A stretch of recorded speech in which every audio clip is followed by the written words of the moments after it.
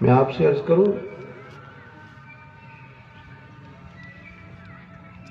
انسان اپنا خود ڈاکٹر ہوتا ہے، اسے پتہ ہوتا ہے کون سی چیز کھانے سے میری طبیعت خراب ہو جاتی ہے اور کون سی چیز میں استعمال کروں تو میری طبیعت میں افاقہ ہوتا ہے۔ ایسا ہوتا ہے کہ نہیں؟ جلدی جلدی بتا دو، نہیں ہوتا تو تب بھی بتا دو، میں سجدہ صاحب کر لوں۔ ہوتا ہے ایسے، پتہ ہوتا ہے نا۔ بہت سارے بندے کہتے ہیں یہ چیز نہیں کھانی جی، میری طبیعت اس سے خراب ہوتا ہے نا ایسے، تو پھر ایک لفظ بولتے ہیں بالعموم لوگ کہتے ہیں بندہ اپنا ڈاکٹر خود ہوتا ہے، اسے پتہ ہوتا ہے۔ مجھے بھی پتہ ہے کون سی چیز میں استعمال کر لوں تو میری طبیعت پر بوجھ بنتا ہے۔ اسی طرح نا ہمیں اپنی روحانی زندگی کا بھی پتہ ہوتا ہے۔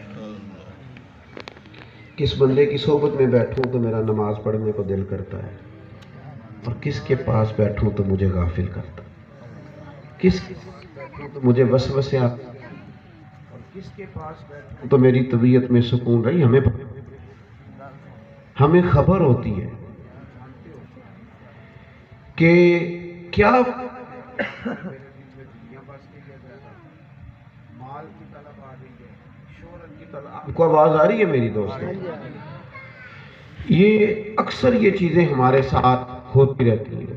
اب کرنے کا کام یہ ہے کہ جب ہمیں پتہ چل جاتا ہے نا یہ چیز کھانے سے طبیعت خراب ہوتی ہے، تو لازمی ضرورت یہ ہے کہ بڑا دل بھی چاہے تو ہم وہ چیز استعمال نہ کریں۔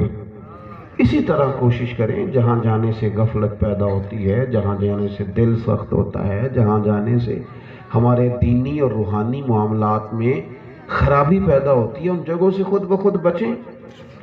جہاں جانے سے روحانی ترقی پیدا ہوتی ہے، جہاں جانے سے ہم سمجھتے ہیں عبادت کا ذوق بڑھتا ہے، اللہ کی جانب توجہ جاتی ہے، سنت شریعت پر عمل کرنے کا جذبہ پیدا ہوتا ہے، وہاں اپنے آپ کو لے جائیں، ان رستوں پہ چلیں، اچھی صحبتوں کا انتخاب کریں، اچھے خیالات کے لوگوں کے پاس بیٹھیں۔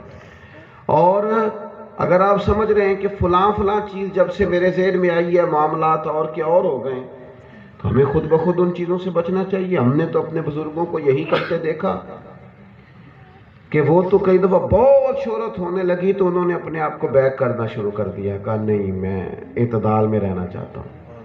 بہت لوگ پیچھے بھاگنے لگے تو انہوں نے سفر تھوڑا محدود کر دیا کہ نہیں یار یہ دیکھیں نا، کچھ لوگوں کو مزہ آتا ہے، لوگ گاڑیوں کے پیچھے بھاگے تو شور ہو تو وہ ایسے کرے تو مزہ آتا ہے، کچھ کو ڈر آتا ہے، کچھ کو خوف آتا ہے، کچھ کا دل کانپتا ہے۔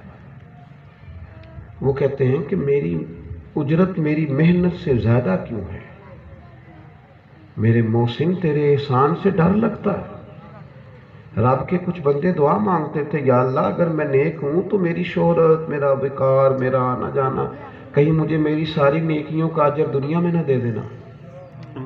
اس سے ڈرتے تھے، انہیں زیادہ خیال آتا، پھل زیادہ لگ جائے درخت کو تو جھکنے لگتا ہے، پیچھے ہونے لگتا، بیک ہونے لگ جاتا ہے، کہتا ہے نہیں یار مجھے چھپنا چاہیے تھوڑا سا۔